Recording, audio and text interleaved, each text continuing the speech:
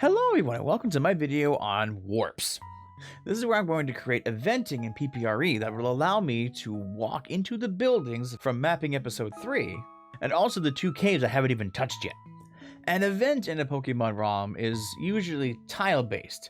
What I mean by that is that it is the coding that waits to happen until the player walks onto a certain tile. So basically what we're going to do is set the coding that will send you to a different map when you walk towards a door. Okay, so we left off last time here, where I have all my buildings, and that's great, but I can't walk into anything yet. And that's because the doors will not work until these events are set. So first, let me show you the warp tiles in PDSMS. So map editing, PDSMS. Okay, then we go file, open.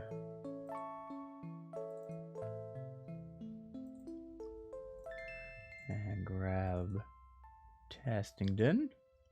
And I showed this off a little bit in the previous episode, but what I'm referring to are these purple tiles here, which are set on the type tab here on the collision editor.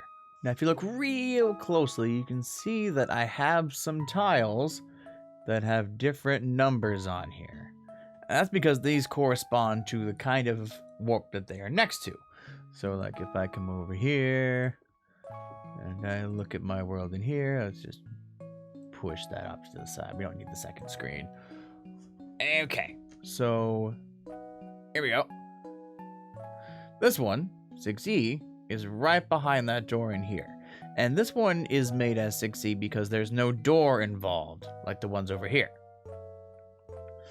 And if you click on 6E in the editor, that shows up as a warp up. And it's called a warp up because what it's going to wait for a trigger for is that if I am south of it by 1 and I try to walk up onto it, then that'll kick off the warp and I'll be sent to the map for the building. But it's a little different for a building like this that has a door. Where this one I put as the tile behind the entrance, this warp is put on the block in front of the entrance here. And that one in there, as you can see, block 69. Noise! What? Get out of here! Okay, if we look at block 69, that is a warp door. And that means that when you walk onto the tile, it will then look for a door that's close enough to it, and then play that door's animation to open and close and have you walk through it. Which it is super convenient that it's the tile that handles doing that animation, let me tell you. And then yeah, it's just the same for this warp here and this warp here, because they also involve doors. And then we get down to the caves, which they use a combination of 2 tiles. So the one I'm actually standing on right now is the 6D tile, and that is the warp left. And then the tile after it is 6-3, which is warp entrance left. And I think what actually happens is that it's 6D that triggers the warping, but then since you're stepping forward onto it, 6-3 happens, and you'll see that the game later on, it'll have a circle of darkness kind of close in on you. And I think that's what 6-3 is doing. But yeah, these are both warp entrance left and then warp left. And then as you would expect, if I come over here to the right one, so the one before that one is 6C, which obviously is going to be warp right. And then the one after it, which is 62, is warp entrance right. So it's just the opposite one on there. So these two just kind of work in pairs that way when you're working with a cave. Like if you had one that going north up here, the pairing would be like another 6E, which is warp up, just like that one. But then you would pair it with a 64. Or if you're trying to make an entrance down, which would be a 6F and 65. So as you can see, there's kind of a variety of warps you can pick from. But thankfully, kind of like how I showed you in the last episode, there's a way to confirm the positions of buildings. In SDSME, there's also a way to confirm what warps did they use for the original game. So if I move this out of the way, and we get into SDSME, and open a regular unedited platinum ROM. Okay. What I can do is go to the matrix editor, and I'm going to jump to the map files tab, and I'm going to look for a map that will have a cave warp, like the two I was just showing. And I know that these border maps in here represent the cave in the middle. So this, and this will all have cave warps on them. So I can come up to this one, double click it from the map files tab, which means I can jump right to the map. And there you go. There is a cave warp right there. So while looking at this, I can jump to the move permissions. And even though they're not purple, you can see them here. There's a 6-3 inside of the cave door and a 6D in the front. And that's where I learned how to make those. So if you know of a map inside the original ROM that you're looking for, you can open up that original ROM in SDSME like this, and then use this to reverse engineer the kind of warps you're looking for. Okay, another important part to mention here is, so we have our actual collision, which is just to say which tiles can you walk on and which ones you cannot. Some warps need to have an 80 in the same spot, well, some don't. Like you can see that this one here, which would be the 6E warp from the schoolhouse, does not have an 80, but the ones with the doors do have an 80. There, there, and there.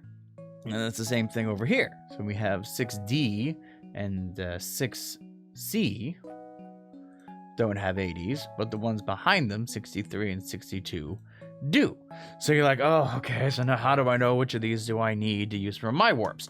Well, you come back into lovely SDSME, and when you click on a tile, some information gets filled into these radio buttons up here at the top.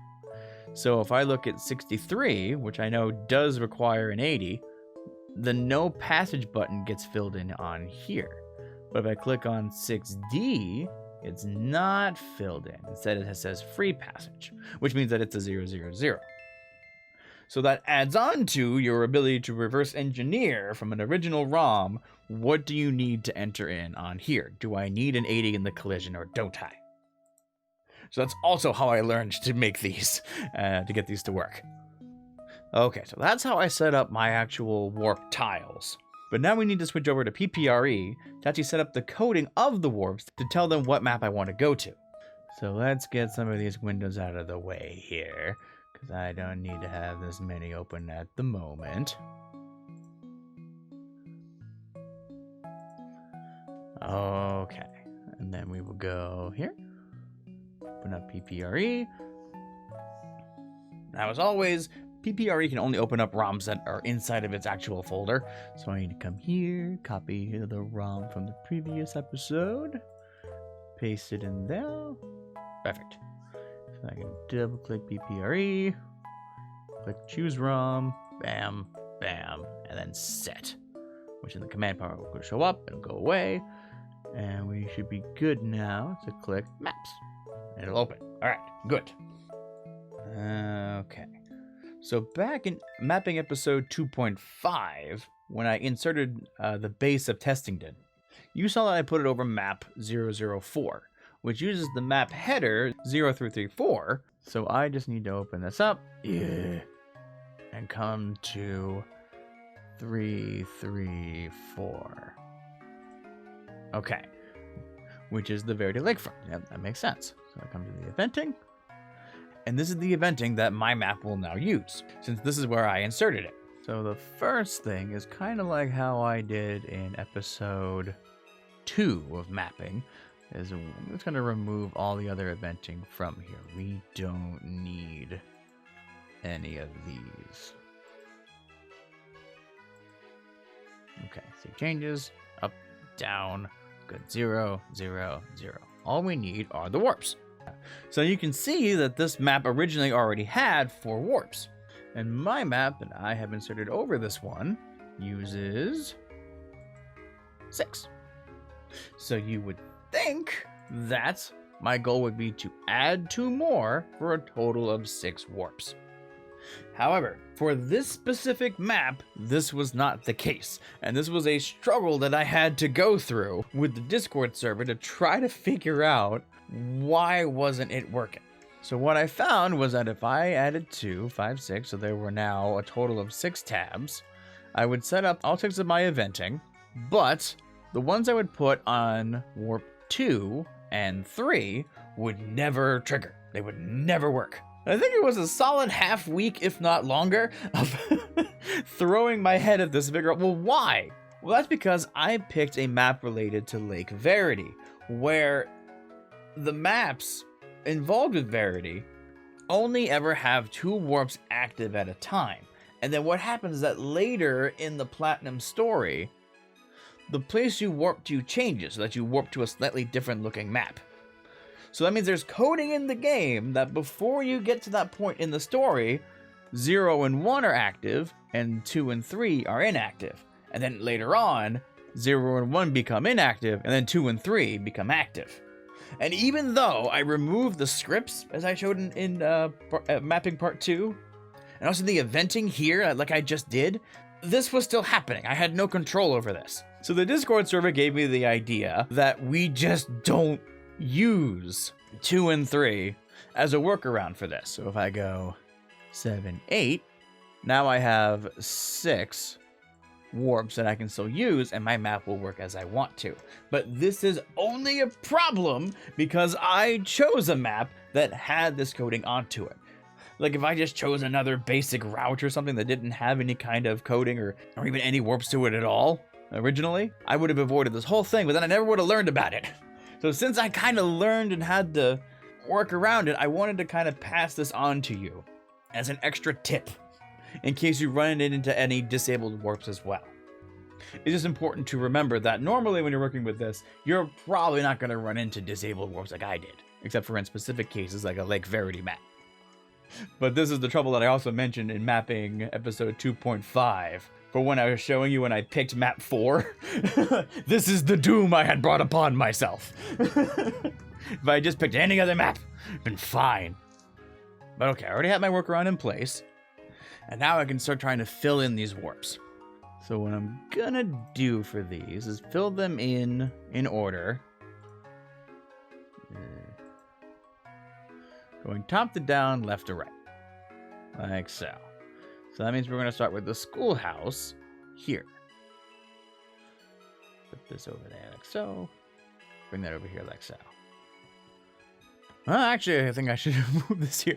There's something else that I need to open that there just might not be space for, but we'll find out.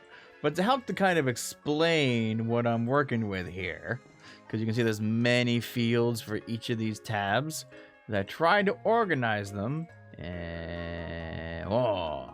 into a nice chart like this. So let's kind of put it down here for now. Okay, and so with this chart, we have 0, 1, 2, 3, 4, 5, 6. These are the tabs along here.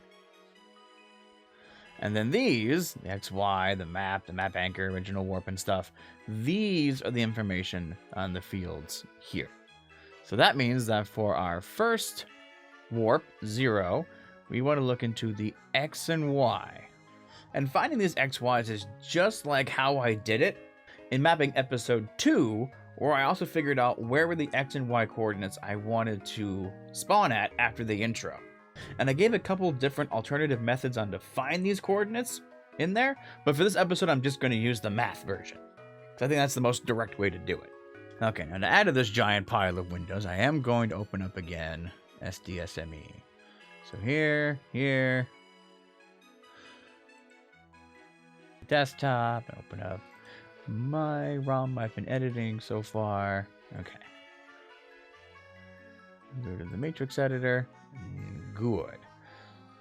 So it's important to remember that these XY coordinates are not a map XY. So it's not localized to, oh, what tile is it on this one map? No, you have to know what tile on what map in this whole large matrix is it. Yeah, so for example, I have 6E here. And then if you start at 0, 0 up here in the upper left, you go 1, 2, 3, 4, 5, 6, 7, 8, 9, 10, 11, 12, 13 to the right for the X. And then you go 1, 2, 3, 4, 5, 6, 7, 8, 9 down for the Y. So on the map, the coordinates are 13X and 9Y. But if you remember, just like the spawn coordinates, the actual XY it's looking for is the whole matrix. So the whole large map that we have on here.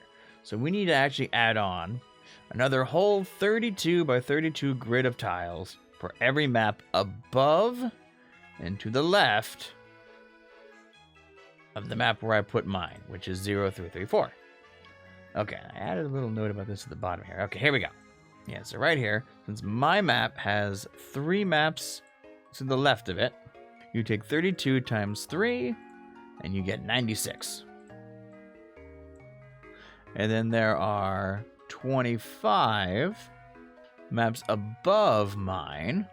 So that's 32 times 25, which comes out to an even 800. So when I count out my location here in the map itself, where it was 13x by 9y, I just add 96 to the x, so that's 96 plus 13 for 109.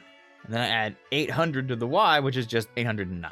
Easy enough. So that's the kind of math that you want to do. Now, like I said, there are alternate methods to find these locations if you want. So you can look back at episode 2 in the mapping tutorials on how I did that.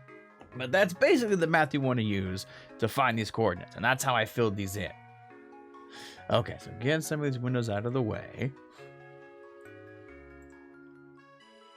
I come back to PPRE. So now that I know what my X and Y are, I'm going to put 109 in the X and 809 in the Y.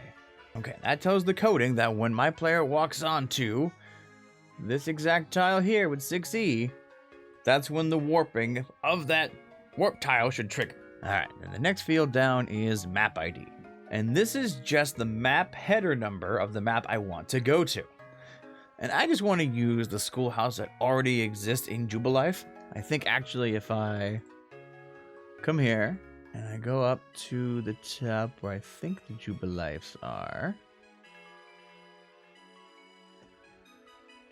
Oh, maybe a little lower. Oh, there we go. And then there should be one that says Jubilife Trader School. There we go. Okay, so that's map header 29. So I just come back down to 334 and put in 29. Now, you may have already noticed these changed back because I was a fool. And after putting in 109 and 809, I forgot to click Save Current. Because when you scroll to a different map, you'll have to click Save first or what you change there will be lost. So, good to remember. Alright, now we get down to map anchor. And this was the most confusing term that I had to learn for in warping. But basically what this is talking about is what warp tile on map 29 do I want to land on? And the best way to get these numbers is to go to the original warp that the game used to send you to there. So that would be from the main map of Jubilife, walking into that school, which would then warp you into the schoolhouse. And the main map of Jubilife would be the very top map you see under Jubilife here, which is right here, just Jubilife City, which is map 3.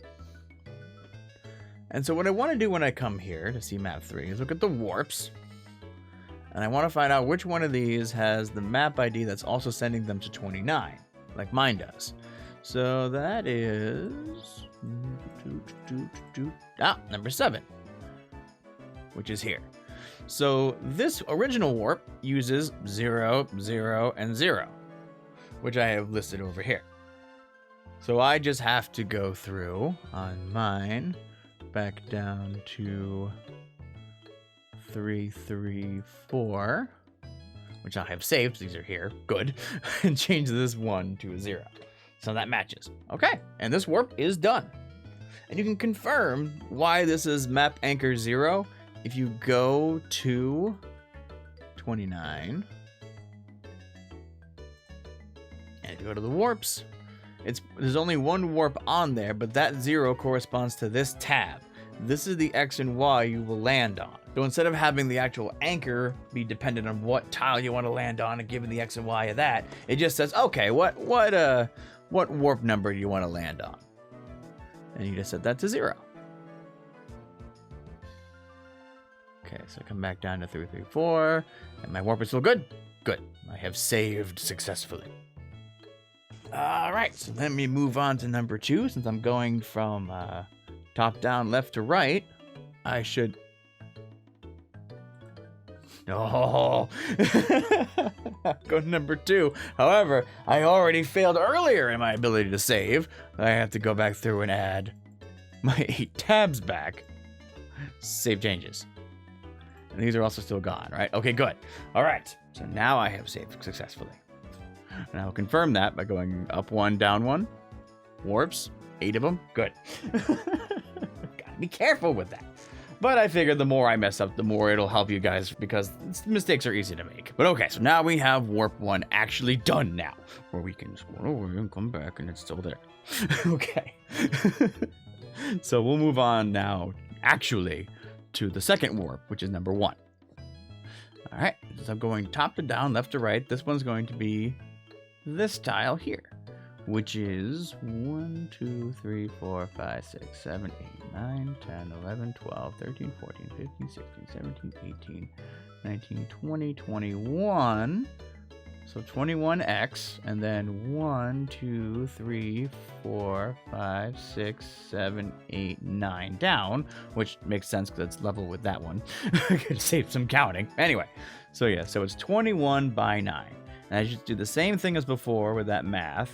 Is add the 96 to the x, which comes out to 117, and then add the 9 again to the 800 for the y, which comes out to 809.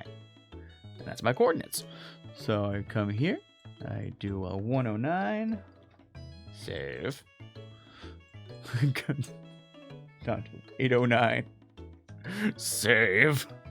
Okay. And now this is my gym in my town. And I want to use the Orberg gym for that one. So if I look at this list and I locate the Orberg with the power of alphabetical, there we are.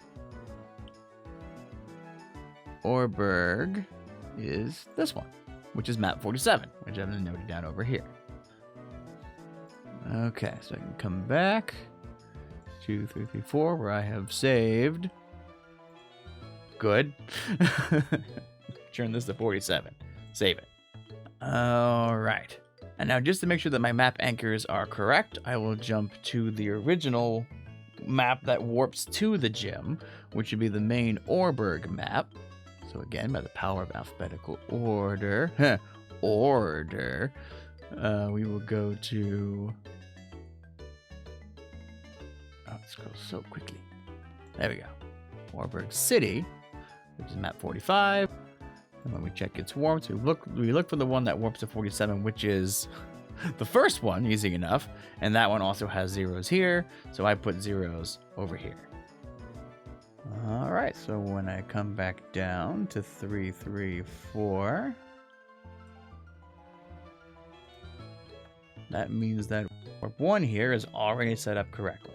And is done. Okay, but now we get to 2 and 3, and which as I mentioned before, because I picked this specific map, there's coding in the game that says that these 2 are disabled until I progress the original story far enough, which I will never do. So I'm just going to make them dummy warps that can't be used. If you look at these actually match 0, and this one matches 1 before I change them. So just for consistency, I will make them match my new warp information, though I don't think it's ever actually going to end up mattering what I put here. So just quick put 109, 809, 29, and 0. Save.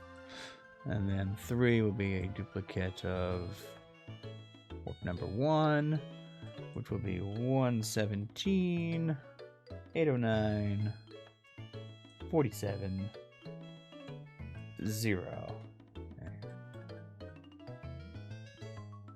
Okay, and then these... Oh, this one should say 117. Whoops. Oh, missed the save on there. Okay, 117. So now it matches here. Good. So warp for these two that are actually going to be the active ones are good. So you really want to use the save button in PPRE. Oh boy. So then 1 and 3 match. 2 and 0 match. Okay. So I can just skip over these and we won't have to care. Now 4. These are ones that I just added, so they don't have any previous information in them. These are all fresh. Now I go to the next one I want to go down, which will be to go down to my Pokemon Center. Now, I think you got the whole process of how I got this information. So I'm going to just go ahead and fill these in from here to save time. So this is 105.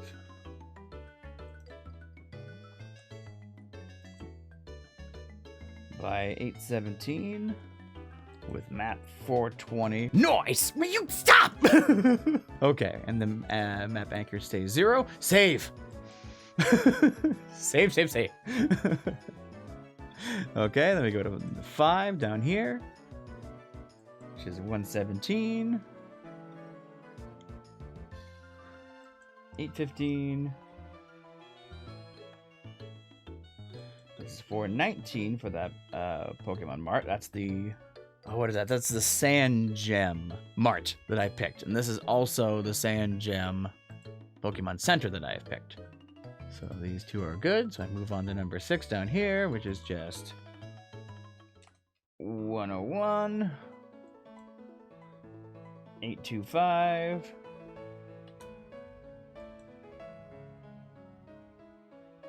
218. Which is one of the maps that leads into Mount Coronet. Just as an example cave that I know that has an entrance towards the left, and then you enter the cave on the right side. And that one actually uses map anchor 3, since Coronet has many entrances and exits. Go ahead and save it. And the last one is the cave entrance on the right, which is down here. 122. 825, 207, which is another piece of Mount Coronet, and when you enter it in from the right, and it uses map anchor 0. Okay, so save. Save that.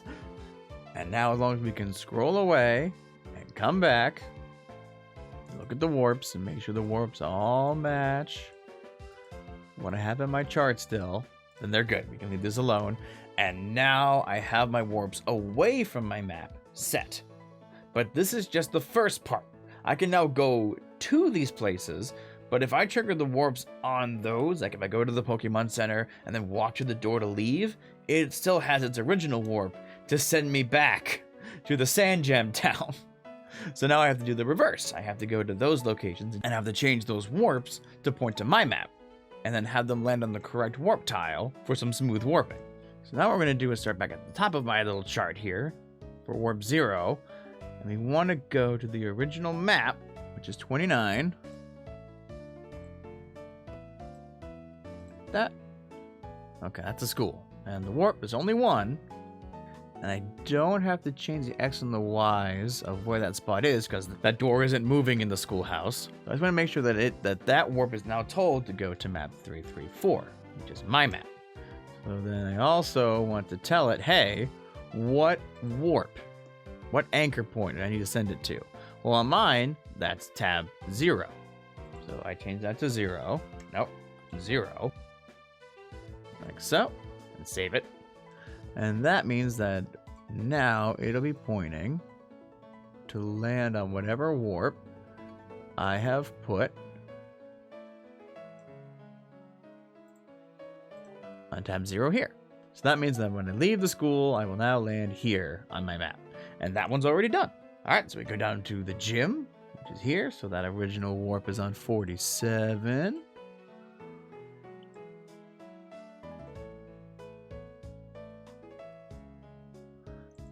warps. Again, only one warp.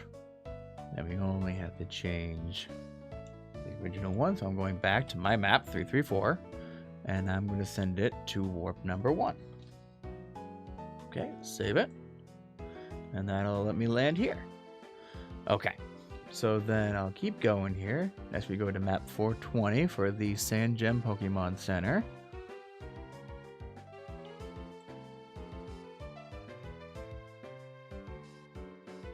Okay, warps. Okay, and the Pokemon Center has 3 warps in the main floor. We have this one, which lines up to the front door. We have one go upstairs and one that go downstairs.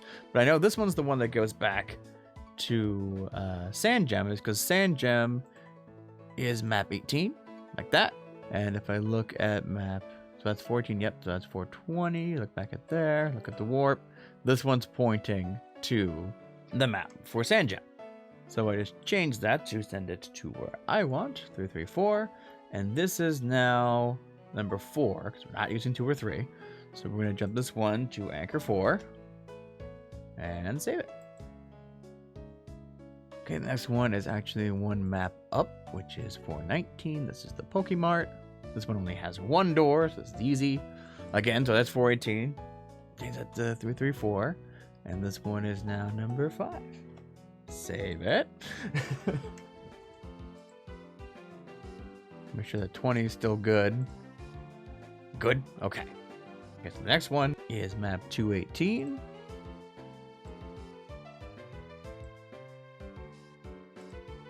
Okay, warps. Okay, so this one also has multiple. I wrote down that the original map that warped to 218 that I found was 366. So the one that has 366 on it, which is the 3rd one, is here. So I changed that to 334. And this is warp number 6. So this changes to 6 like so. Save it. And then one more, which is another part of Mount Coronet. This map 207. And the original map that I pulled this from was 353, which was the first warp. So I go 334, and this is now anchor point 7.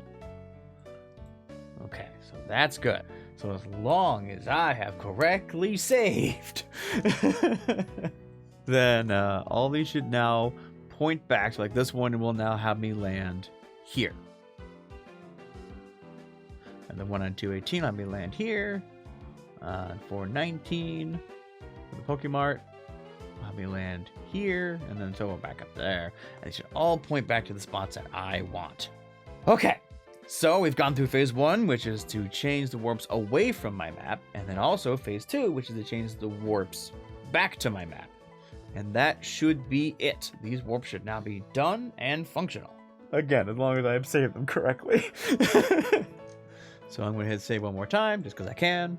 I can close this down, and then in usual PPRE fashion, I need to save a new ROM down here. So I'm going to do copy, paste, do a new ROM name. We'll just add warp at the end of this. So that'll have the warp in it. And when I click save, which I don't seem to have a folder open for it anymore. So I need to go back up one. And I think this is the one I put it in. It is not. Okay. So if I go back to desktop, I go under map editing and then PPRE. Aha, okay, so here's one that I opened, and now when I click right ROM with this new name, I should get that one, boom, right there. All right, so I'll just copy that and paste that over here. Cool, we now have a ROM to try, so let's do it. So minimize, get all these windows out of the way, all these windows. Okay, we'll go back to Desmumi, but we need to now open my new ROM. So here, Town Warp, open, and somehow it's not mad at me for my infinitely long ROM name. Okay, so again. Alright, no advice needed, thank you. Yes, and there's your Pokeball. Okay, yes. And that's me, yes. I would use a save to skip the intro because now you're seeing it for like the 4th time. But what happens is that usually when you edit the ROM in some way, a save breaks. So it's just better to go through the intro, keep everything smooth. That way you'll know if it's the emulator messing up or your ROM messing up. Because it can get real confusing when you're testing it for the first time. So that's why I'm making you go through the intro each time. Okay, that's my houses. So, first thing I'm going to do is I'm going to make a save state. File, save state. Just in case anything happens. And I don't have to go through the intro again. So come here, go in. Yes! Alright, and now I am inside of what is the Sand Gem Center. But now it looks cleanly. Yes! Back out to my map. And now that is the Testington Pokemon Center. Come over here to the mart. Oh, it does not work. Okay, well, let me quick check the others. We go to the gym. Now. Okay, good. We go to the schoolhouse. Good. All right. So I need to figure out what I did wrong. So let me pause for a second and think. Okay, all right, I got it. So if you look at this one, so since if you look at my thingy here, okay, put this up there. These two are in line, so these should both be the same. This one works, this one does not. But that's because in the X and Y, I have 815 here instead of 817. They're both on the same Y-axis, so this should also be 817. Aha! So you gotta be very careful with these numbers. All right, so the fix to that should be very quick. Just minimize, close that, get that out of the way. Okay, so I still have PPRE open. So let's go back into the maps. Come to my map.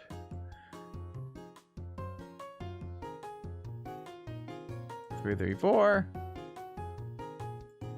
Whoops. Number 5. Which means 17. Right? Yes. Okay. Save.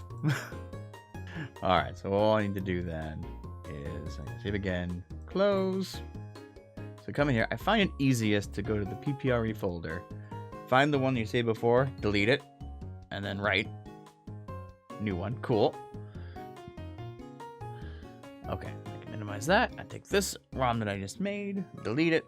That's bad. Oh, which I mean, you can't. Actually, close that down. Alright, delete it. Take this one, copy, paste. Okay. So now we go back into Desmuni, we open it. And what I should be able to do is go in here. All right, and since it's the same ROM name, load state. Now, since I'm gonna make you watch me fix my own problem, I'm gonna show you a neat little trick. So I can walk around with this. Now this won't work still. It won't, because I loaded the state. It loaded the map as it was before. So if you use a state like this, you're gonna continue to have the problem even though I technically fixed it. So what you have to do after loading a state is to walk all the way back down. I recommend walking 2 maps away. So here's 1 map, here is 2. That means that the map up north was unloaded, and then you walk back up north.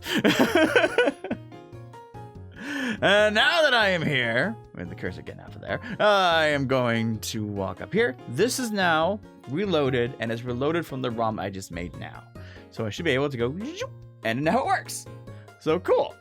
So that's the thing that if you've ever been trying to do ROM editing and you're wondering why the heck are things not consistent, if you're using save states, that's what can happen is they will preserve things from the previous ROM.